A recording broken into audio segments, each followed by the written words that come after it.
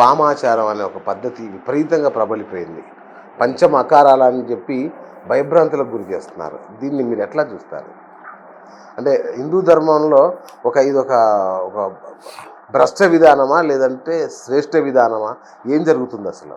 ఏమంటే వామ అంటే తెలుసుగా మీకు అవును కదా. అవును ఇదంతా తంత్రానికి సంబంధించింది. కానీ ఈ యంత్ర యుగంలో మంత్రమే సూటబుల్ తప్ప తంత్రం కాదు. ఈ ప్రాబ్లమ్స్ అన్నిటికి కారణం ఏంటంటారు?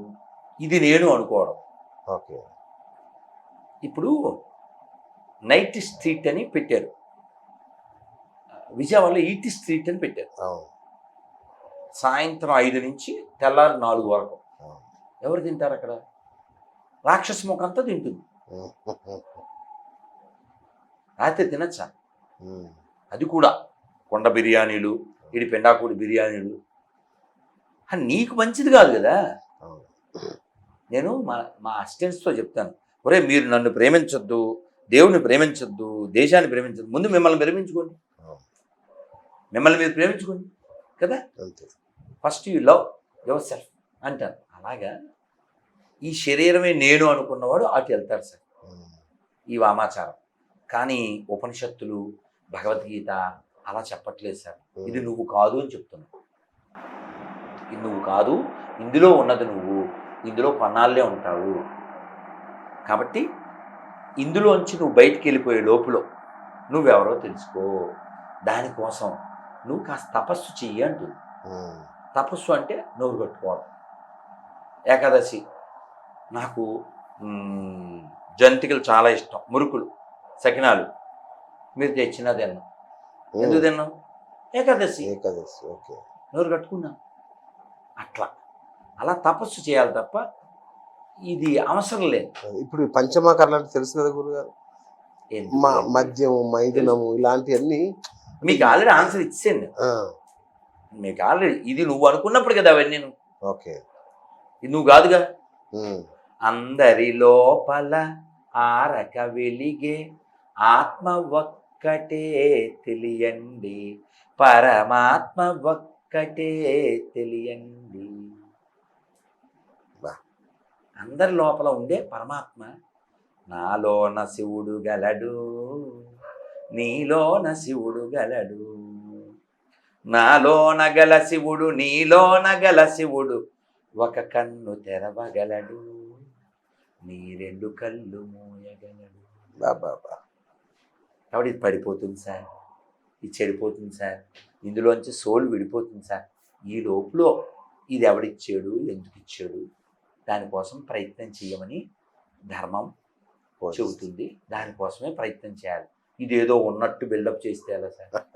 మరి చెన్నారెడ్డి ఎక్కడికి వెళ్ళాడు, రాజశేఖర రెడ్డి ఎక్కడికి వెళ్ళాడు, ఎన్టీఆర్ ఎక్కడికి వెళ్ళాడు, ఏఎన్ఆర్ ఎక్కడికి వెళ్ళాడు సార్, రాజీవ్ గాంధీ ఎక్కడికి వెళ్ళాడు, ఇందిరాగాంధీ ఎక్కడికి వెళ్ళాడు సార్. కాబట్టి మనం ఈ భూమి మీదకి వచ్చినందుకు మన శాస్త్రాలు అయితే మళ్ళీ పుట్టకుండా ఉండడానికి ఏం చేయాలి మన శాస్త్రాలు చెబుతున్నాయి. నువ్వు ఈ భూమి మీద టెంపరీ పర్సన్ కదా. అవును. మీరు రైల్లో వెళ్తున్నారండి, ఢిల్లీకి 2 days పడుతుంది. రైలు డెకరేషన్ చేస్తారా? మీరుండే కోచ్ని చేయరుగా. అక్కడ రంగులు ఏమైనా వేస్తారా? వెయ్యరుగా. ఎందుకు వేయరు? అలా పోతాం, మళ్ళీ ఎవరు ఎక్కుతారు, దిగిపోతావని తెలుసుగా. డెకరేషను, పూలు ఆర్డర్ చెయ్యవు, నీకు తెలుసు దిగిపోతావని తెలుసు. ఇందులోంచి కూడా దిగిపోతావు. దిగిపోయేదానికి ఎందుకు? అద్దం ముందు నిలబడి మళ్ళీ ఫోజులు కొట్టి. మొన్న ఒక గుడికి వెళ్ళాలి, స్నానం చేయడానికి ఒక పిల్లవాడు రూమ్లోకి వెళ్ళాడు. వాడు భక్తుడు. అద్దం బొట్టు పెట్టుకోవాలిగా, అద్దం అడిగాడు. చాలా చిన్న అద్దం తీసుకొచ్చాడు. ఆ చిన్నది ప్రభు అన్నాడు. పెద్దది గోడ పెట్టుకోవచ్చు కదన్న. అమ్మో మాయ ప్రభు అన్నాడు. చిన్నోడే, వయసు 30 కూడా ఉండవు. అద్దం చూస్తే ఈ శరీరం నేనేంటంటే అద్దం అనర్థదాయకం అన్నాడు. బాగున్నాను అని చెప్పుద్ది మనసు. అందుకని అద్దం చూడడానికి కూడా భక్తులు ఇష్టపడరు. బొట్టు ఎలా పెడతారు, ఎలా లాగేస్తారు, అద్దంతో పని లేదు. రైట్. ఫైనల్గా మీ ప్రయాణం ఎటువైపు? ఇప్పుడైతే మీరు ఏదో చేస్తున్నారు అంటే ఒక రకమైన విధ్వంసం చేస్తున్నారు అంటే మీ మాటలతోనే ఇది ఎటువైపు? ఎందుకంటే నేను చూసా మీ మీద దాదాపు 2000 కేసులు పెట్టాలని తిరుగుతున్నారు వాళ్ళు. కొందరు చంపాలని చూస్తున్నారు, కొన్ని కేసులు అవుతున్నాయి మీ మీద. మీరు చూస్తేనేమో ఏకో అంటే అట్లా ఏకో నారాయణ తిరుగుతున్నారు. మరి మిమ్మల్ని కాపాడేది ఎవరు? మిమ్మల్ని ఎలా ఇప్పటిదాకా ఎవడ కాపాడాడు? ఆ, వెళ్ళిపోయి 400 ఏళ్ళు అయింది, ఇంకా ఎందుకు మాట్లాడుతున్నావు? ఉమ్, ఆయనకి ఉన్న ఫెయిత్ అది. ఆ. రక్షింపకున్నను రక్షకులెవరింక రామచంద్ర, నన్ను రక్షింపకున్నను రక్షకులెవరింక రామచంద్ర కదా.